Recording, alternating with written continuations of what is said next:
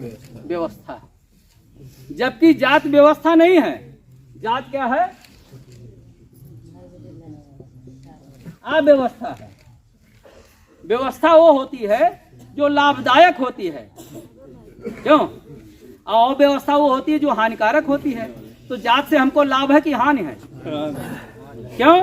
क्योंकि जात के नाते हम नीच समझे जाते हैं, जात के नाते हम अछूत समझे जाते हैं, जात के नाते हम पिछड़े समझे जाते हैं।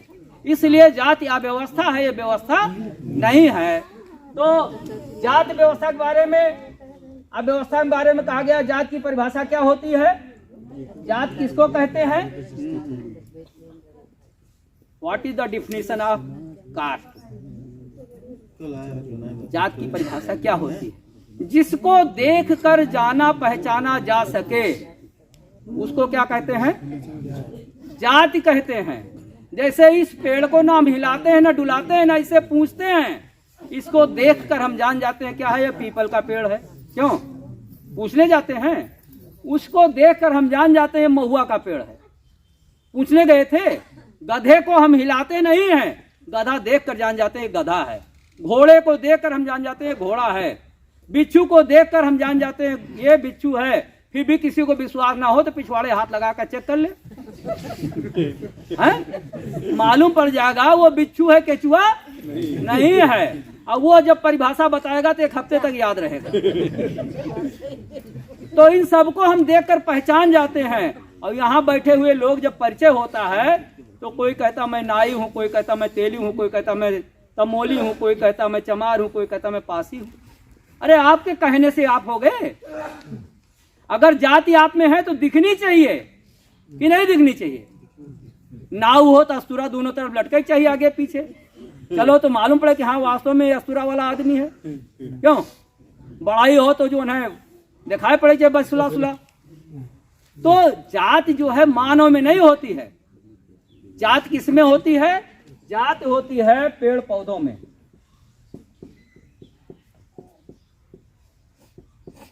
पेड़ पौधों में जात होती है और पशु पक्षी में जात होती है, कीड़े मकोड़े में जात होती है।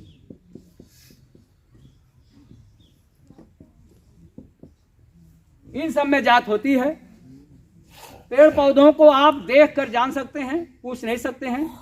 फिर भी हमारे देश के एक ग्रंथ में लिखा है, जिसकी प्राण प्रतिष्ठा होने वाली है, उसकी पत्नी कोई चुरा ले गया था। बताइए, राजा था, भगवान था, फिर भी वो उसमें लिखा है, ये हमने नहीं लिखा है, कि वो हिरनी से पूछ रहा था, पेड़ पौधों से पूछ रहा था कि नहीं पूछ रहा था, नदी तालाब से पूछ रहा था। क्या ये लोग बोलते हैं? ये पता बता सकते हैं? फिर भी जो है वो पेड़ पौधों से पूछता था, क्या तुमने हमारी पत्नी को देखा है? कुत्ते बिल्ली से पूछता था। कितना ज्ञानी आदमी था है? आप लोग उसके नाम का फुल फॉर्म नहीं जानते होंगे। उसके नाम का फुल फॉर्म बता देता हूं।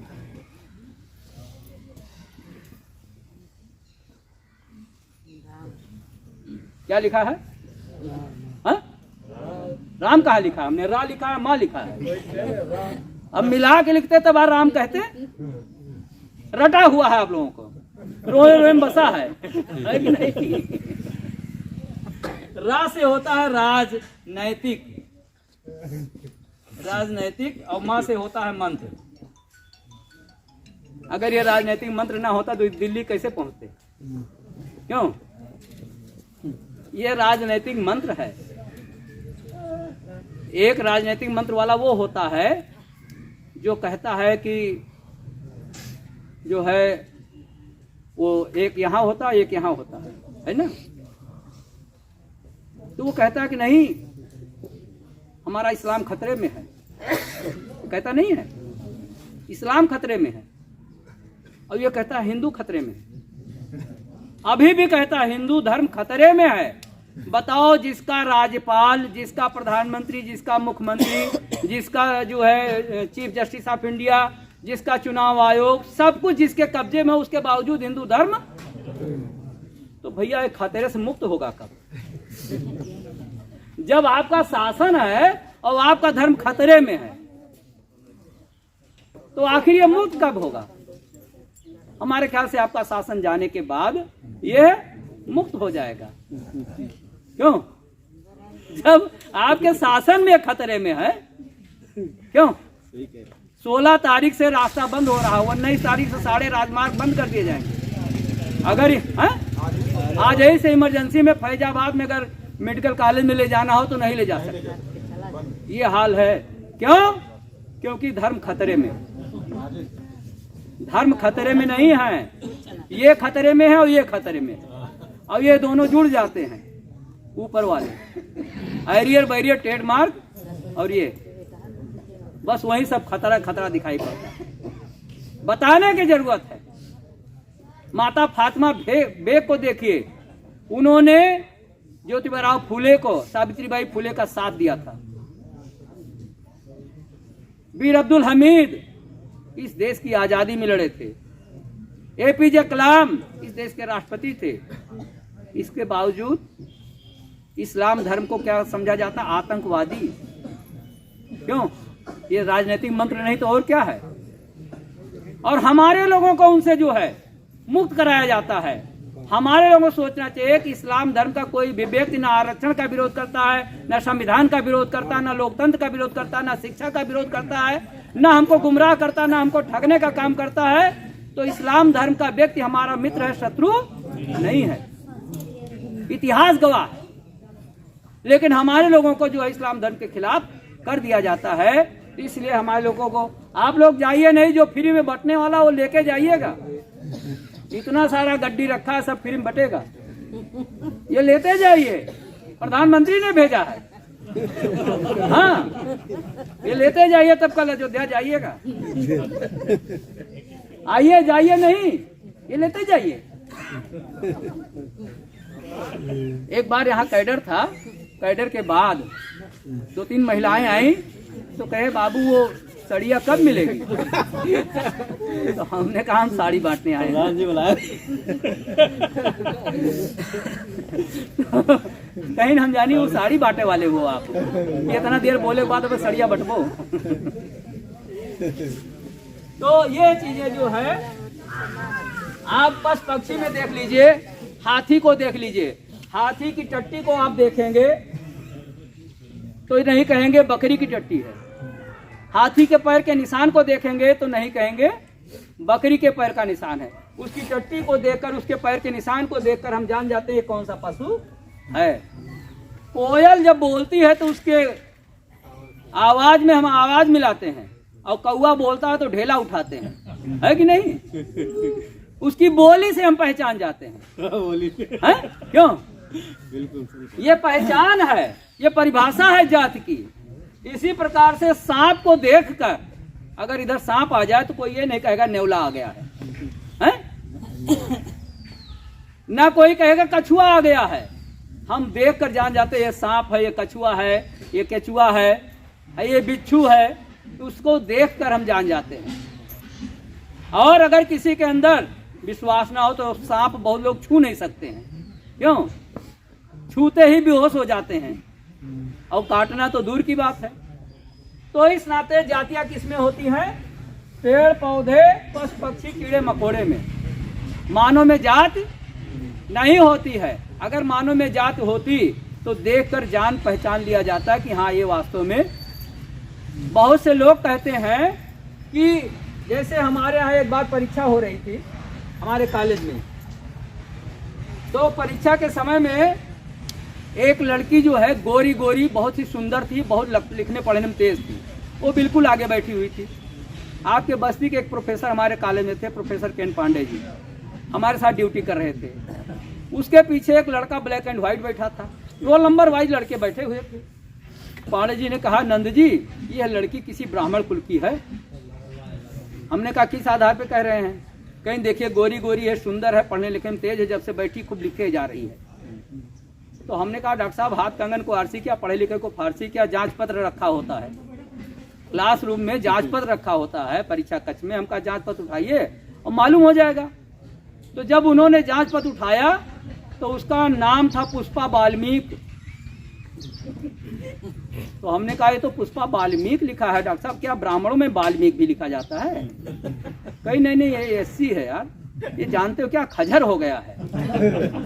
तो हमका हो सकता है खजर हो गया हो, भाई समाज में हम लोग रहते हैं, एक दूसरे के हाथ से जाते हैं तो इधर का बीज उधर चला जाता है, खेत बाड़ी अगल बगल होता है तो हो जाता है।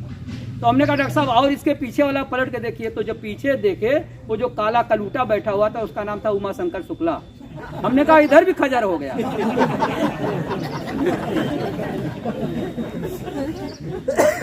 तो कहे यार आप फिजूल की बात करते हैं, बदतमीजी की। हम कहा बदतमीजी की बात मैंने करता हूँ, मैं बिना फीते का जूता पहनता हूँ। और बौद्ध धर्म नगद धर्म है, मैं उधार नहीं रखता हूँ, तुरंत कैश करता हूँ। जैसे बिजली जो है,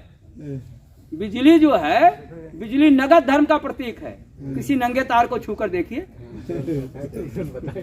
हमारे एक मित्र दुबौलिया में मास्टर साहब थे, तो उन्होंने एक बार हमसे शिकायत किया, कहा कि यार हमारी पत्नी जो है जब नवरात्रम आता है तो अभुआने लगती है, कुछ इलाज बताओ। तो हमने कहा कि जब नवरात्रम आवे तो हमको बुला लो भैया, पूड़ी उड़ी खीरी खिलाओ। तो ठीक है, बुलवाए। उसके बाद जो है उनकी पत्नी को जो है शुरू हो गया। तो मैं बैठा था, तो हम अपने घर से जो है एक टाप ले गए थे और 2 मीटर का तार ले गए थे, तो उनके उसमें लगा दिया और वो उसको तार को नंगा करके, तो हम कुर्सी बैठे थे, उनको डांटी बड़े जोर से, देखता नहीं माता जी आई हैं, कुर्सी बैठा है मेरे सामने, डर नहीं लगता है? तो हमने कहा क्या माता जी में बहुत ताकत होती है, बहुत पावर होता है? कहीं तू पावर देखना चाहता है? हम कहा हाँ माता जी मैं देखना चाहता हूँ। तो कहीं कैसे देखेगा? हमने कहा ये दोनों तार पकड़िए, मुझे मालूम हो जाएगा कि आप में पावर ज्यादा है, बिजली में ज्यादा है। बस उनका अभुआना बंद, कहीं तू मुझे मार डालना चाहता है। और उसके बाद मास्टर साहब कहे तब से आज तक उनके माता जी नहीं आई, उनको वही आपका नंगा तार दिखने लगता। तो विज्ञान प्रयोग के आधार पर है, इसीलिए यहाँ लिखा आओ करके देखें, आओ करके देखें। एक जो है एडिशनल एसपी साहब है लखनऊ में, ये उन्होंने हमारे कैडर से प्रभावित होकर ये बनवा के दिया, इसमें लगाइए, और जो आप पढ़ाते हैं वो बिल्कुल विज्ञान पढ़ाते हैं, और विज्ञान तभी समझ में आता है जब करके देखा जाता है। क्यों? तो आओ करके देखें। अगर नगद धर्म पहचानना चाहते हो, बिजली के नंगे तार को छू के देखो, उधार नहीं करेगा कि छुओ आज करंट 10 दिन बाद मारे। क्यों? वो क्या कहता है, इस जन्म में दीजिए, अगले जन्म में लीजिए। और बौद्ध धर्म क्या कहता है, इस हाथ से दीजिए और इस हाथ से लीजिए। ये नगद धर्म है, वो उधार धर्म है। पेरियार ललई सिंह यादव ने कहा था बौद्ध धर्म नगद धर्म है और हिंदू धर्म उधार धर्म है। और बौद्ध धर्म फायदे के लिए, हिंदू धर्म नुकसान के लिए। किसमें रहना चाहते हो आपको सोचना है। लेकिन हमारा समाज जो है उधार धर्म में लगा हुआ है कि इस जन्म में देंगे तो अगले जन्म में जरूर मिलेगा, और जबकि मिलता जुलता कुछ नहीं है। मरने के बाद जो गया लौट नहीं आया, भेजा नहीं संदेश। मरने के बाद कोई कुछ बता सकता है? और जीते जी जा नहीं सकता है, और मरने के बाद बता नहीं सकता, तो कैसे पता चला कि वो स्वर्ग गया कि नरक गया? क्यों नहीं बता सकता ना? फिर भी आप टेस्ट कर लीजिएगा अपने क्षेत्र में, अपने गांव के पास पड़ोस में कितने लोग पितरपक्ष में जो है खिलाते हैं। बहुत लोग खिलाते हैं ना। दिवाली में कितना लोग दिया जलाते हैं, आपको मालूम हो जाए। आज जाइए देखिए कितने लोग खिचड़ी बनी होगी, खिचड़ी बनी होगी। खिचड़ी जो है शुद्ध जो है अन्नाहारी भोजन है, शाकाहारी नहीं कहा जाता। बहुत से लोग शाकाहारी कहते हैं, शाकाहारी परिभाषा नहीं, अन्नाहारी है। शाकाहारी अगर आप कह देंगे थाईलैंड चले जाएंगे तो आपको अंडा वगैरह खिला देंगे, झींगा वगैरह खिला देंगे। हम गए थे तो जब हमने शाकाहारी कहा तो वो जो अंडे की कढ़ी ले आया और झींगे की चटनी ले आया। हमने कहा ये क्या ले आया हो? तो कहीं साहब ये शाकाहारी है। तो हमने कहा बेवकूफ, कहीं क्या जिसमें ये ना हो तो कहीं आप अन्नाहारी कहिए। तो हमने कहा ये भी जानने को मौका मिलता है। तो इसलिए ये सब मौके मौके पर समझना पड़ता है। तो हमारे लोगों को ये जानना समझना है कि हाँ वास्तव में जो है हम नगद धर्म के अनुयायी हैं कि उधार धर्म के अनुयायी हैं।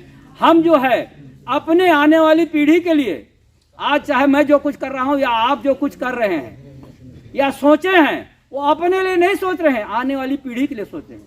हमारे आने वाली पीढ़ी का होगा क्या? अगर ऐसे अंधकूप में कूदते रहे तो आने वाली पीढ़ी का कोई जो है नाम लेवा नहीं होगा। आने वाली पीढ़ी हमें आपको गाली देगी, अगर ये बौद्ध धर्म हमारे पुरखों के द्वारा, हमारे आपके बाबा के द्वारा अगर वो किया गया होता तो आज हमें आपको इतना मेहनत करने की जरूरत नहीं पड़ती। लेकिन उस समय का माहौल दूसरा था, आज का माहौल दूसरा है। इसलिए वातावरण के अनुसार हमें परिवर्तन करना चाहिए। इस समय ठंडी का मौसम है, किसी ने नहीं कहा मफलर बांध लीजिए, किसी ने कहा है टोपी लगा लीजिए। हवा जब हिलाने लगी तो हम अपने आप टोपी पहन लेते हैं, क्यों? अपने आप जैकेट पहन लेते हैं, नहीं तो इसी जगह को हम टी शर्ट भी पहन कर आते हैं, क्यों? तो प्रकृति जो है सबको सबक सिखाती है, और प्रकृति का मूल गुण है संघर्ष करने की मादा पैदा करना। जिसके पास खूब पहनावा हुआ है वो पहन ओढ़ कर कांपता है, और जो एक आज भी चड्डी बनियान पहने होगा वो भी इससे संघर्ष कर रहा है। तो सभी प्रकार के लोग संघर्ष कर रहे हैं, हमें आपको भी संघर्ष करना है। प्रकृति ने संघर्ष करना ही सिखाया है हम लोगों को।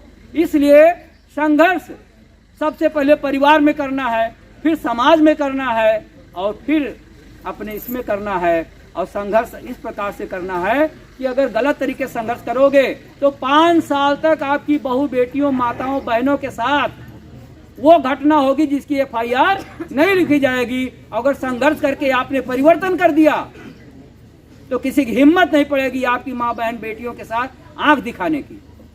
तो आपको निर्णय लेने की जरूरत है। दिसंबर तक हम कहते थे 2024 आएगा, अब क्या कहोगे? अब तो आ गया 25 है। अब डिसीजन की घड़ी है आपके सामने, डिसीजन लेना है। एक तरफ नगद है, दूसरी तरफ उधार है। आप उधार वाले में जाओगे तो माँ बहन बेटियों की इज्जत असुरक्षित हो जाएगी, कहीं FIR नहीं होगा। और जितने भी बलात्कार की घटनाएं, जितनी घटनाएं हो रही हैं, किसके साथ होती है? हमारी आपकी। अगर हमारे आपके बीच का, हमारे आपके विचारों का, हमारे आपके संस्कारों का अगर कोई जो है नेता होगा तो क्या किसी की हिम्मत पड़ेगी? तो परिवर्तन करना होगा इसके लिए। और प्रकृति जो है ने आपके अंदर दिया है, बाबा साहब ने क्या दिया है आपको? सबसे बड़ा मताधिकार दिया। उस मत के अधिकार का प्रयोग करना है। लेकिन आपको गुमराह कहा किया जाता है मताधिकार से। क्या कह दिया जाता है? आपको मतदान करना है। आप क्या कर देते हैं? तो मतदान करना है कि मताधिकार का प्रयोग करना है? मताधिकार का प्रयोग करना है। और मताधिकार के नीचे जो है इसको हटाकर क्या कर दिए हैं? मतदान। दान जब किसी चीज का कर दिया जाता है तो दान करने वाले से कोई मतलब नहीं रखा जाता। जैसे गाय का दान कर देते हैं तो जो दान में ले जाता है, अगर गाय बीमार होती तो जाते हैं इलाज कराने? नहीं जाते ना। दान कर दिया मतलब उससे मरे जिरे कुछ भी हमसे नहीं मतलब है। लेकिन वोट हम देते हैं तो हमसे मतलब होता है। हमारे सुख दुख में हर चीज के लिए हम ये कहने जाते हैं दावे के साथ कि हाँ जो है हमने वोट दिया है। इसी प्रकार से एक शब्द इसके नीचे है कन्यादान। ये कन्यादान भी असंवैधानिक शब्द है। कन्या का दान नहीं किया जाता। विवाह एक समझौता होता है दो परिवारों के बीच में। उनके रीति रिवाज से, उनके तीज त्योहार से, उनकी शिक्षा दीक्षा से, उनके खान पान से, उनके संस्कार से हम समझौता करते हैं, और कन्यादान नहीं होता है। इसलिए ना कन्यादान करो, ना मतदान करो, मताधिकार करो, और विवाह का जो है एग्रीमेंट करो। इससे जो है आपका समाज मजबूत होगा। जानते हैं शिक्षा हमारी क्यों गड़बड़ हो रही है? शिक्षा हमारी गड़बड़ क्यों हो रही है? क्योंकि पहले जो शिक्षा का सिस्टम था, हमारे बच्चे के कैसे पढ़ाए जाते थे, हम लोग कैसे पढ़ते थे? हम लोग घर से टिफिन लेकर जाते थे। क्यों? रोटी सब्जी या रोटी गुड़ या रोटी चटनी बांध कर ले जाते थे। लेकिन आज क्या है? आज जो है शिक्षा में क्या मिलता है?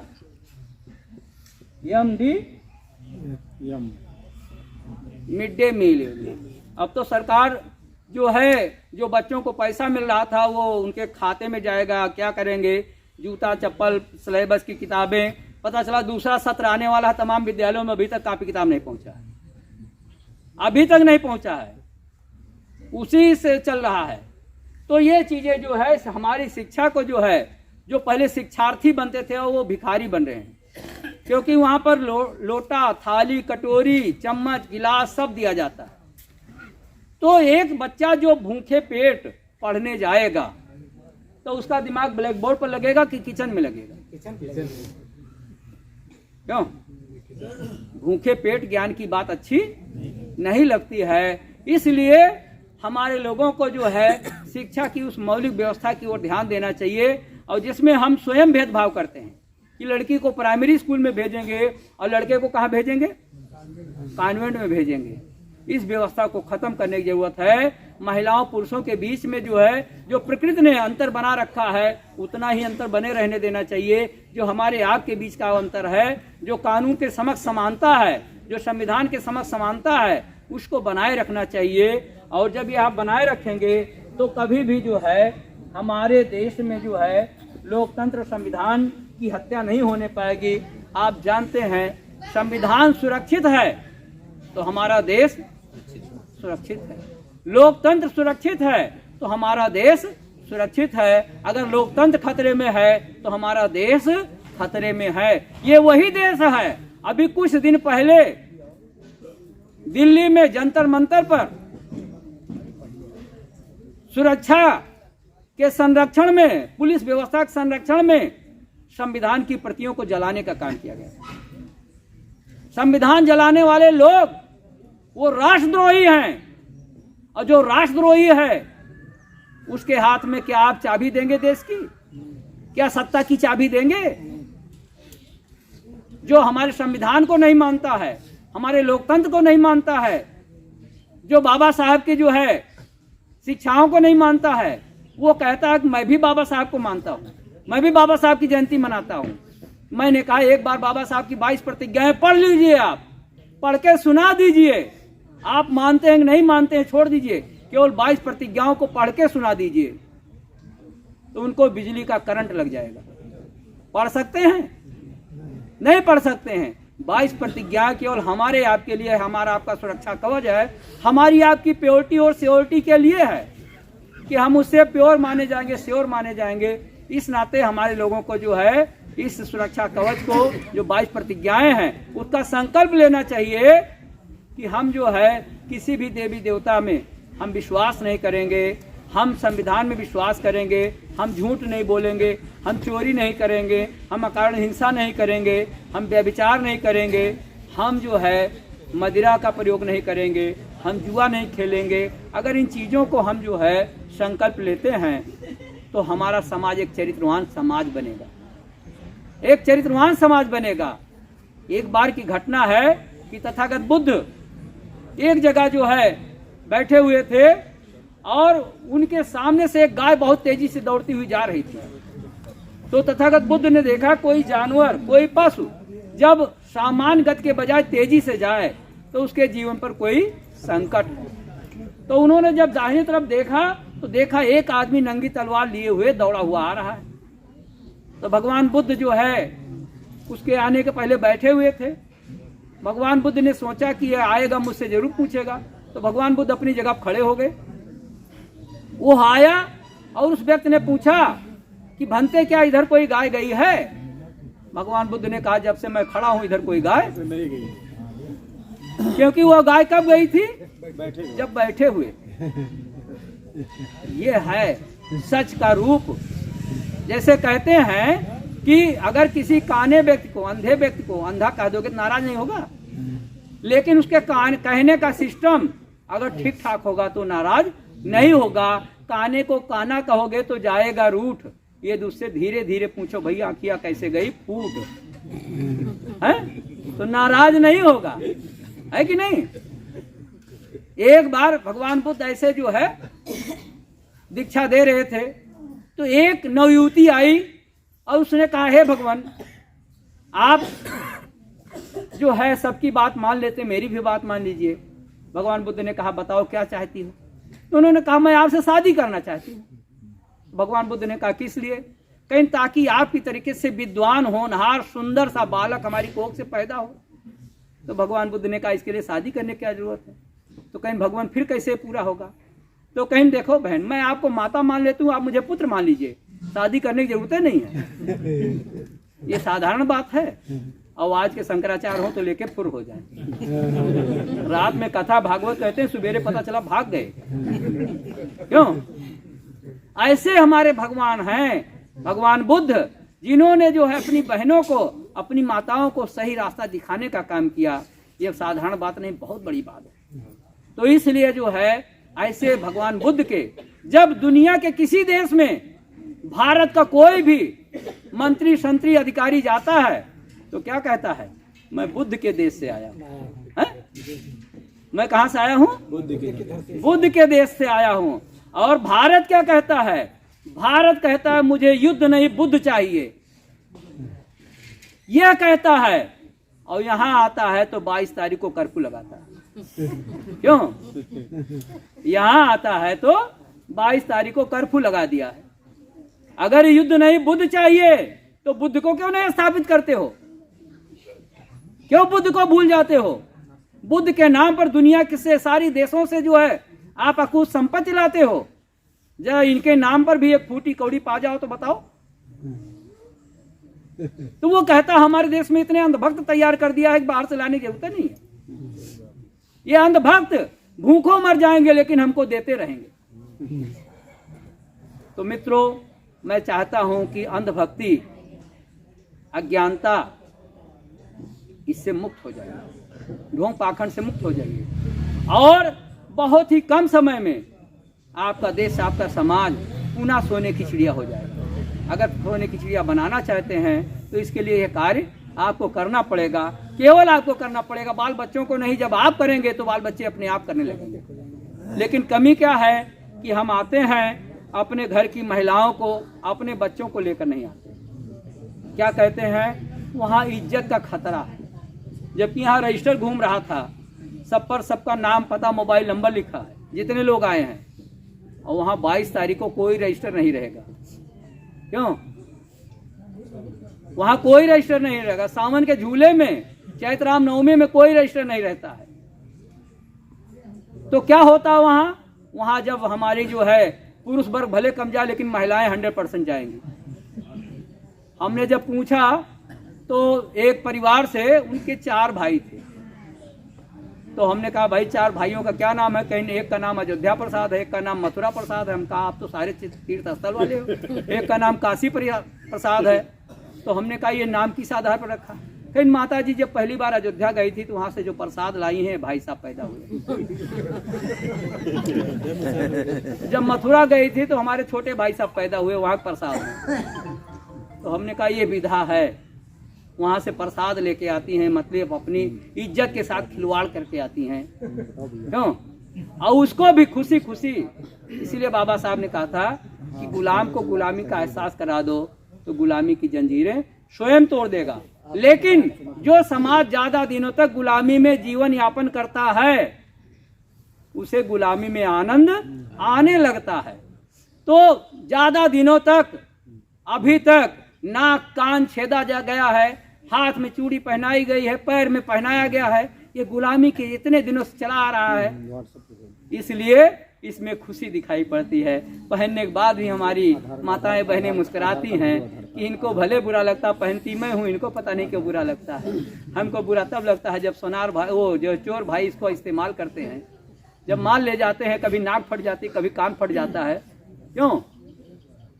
तभी तो होता है। ये आपकी इज्जत है, इमरजेंसी के लिए है, ये दिखाने के लिए नहीं है। लेकिन कमजोर वर्ग इसको दिखाता है।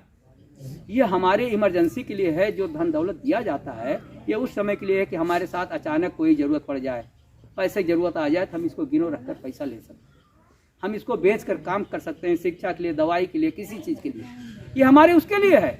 लेकिन हमारे घर के जो है महिलाएं बच्चे क्या करते हैं, वो इसको दिखाने का काम करते हैं। बहुत से लोगों को देखा है जितनी उंगली है सब में अंगूठी पहने रहते हैं। ये अंगूठी भी गुलामी की निशानी है, ये उसमें नहीं है। तो इसलिए जो है हमें इस प्रकार की गतिविधियों में लिप्त नहीं होना चाहिए जो हमारे गुलामी को परिभाषित करता हो, गुलामी को दिखाता हो। ऐसे कार्यों में ही रहना चाहिए जिससे हमें पता चले। इसके बाद फिर आगे में हम चलते हैं 563 ईसा पूर्व और 2:30 बज गया है। हमारी बेटी जो है कुछ आपको सुनाना चाहती है 10-15 मिनट में। तो मैं चाहूँगा कि आओ और कुछ जो है आज अपना जो वक्तव्य देना चाहती हो। ये हमारे बस्ती जिले की एक प्रतिभा है जो बहुत दूर दूर तक इस प्रतिभा से लोग परिचित हैं। और यहाँ के लोग कुछ परिचित हैं, कुछ अपरिचित हैं, लेकिन आज इसके वक्तव्य से आप लोग परिचित हो जाएंगे कि हाँ, वास्तव में प्रतिभा जो है किसी उम्र की मोहताज नहीं होती है, किसी जाति और धर्म की मोहताज नहीं होती है। प्रतिभा किसी जो है विधाओं में, किसी परिधि में कैद नहीं होती है। प्रतिभा कहीं भी पाई जा सकती है। प्रतिभा को अवसर मिलने की जरूरत है।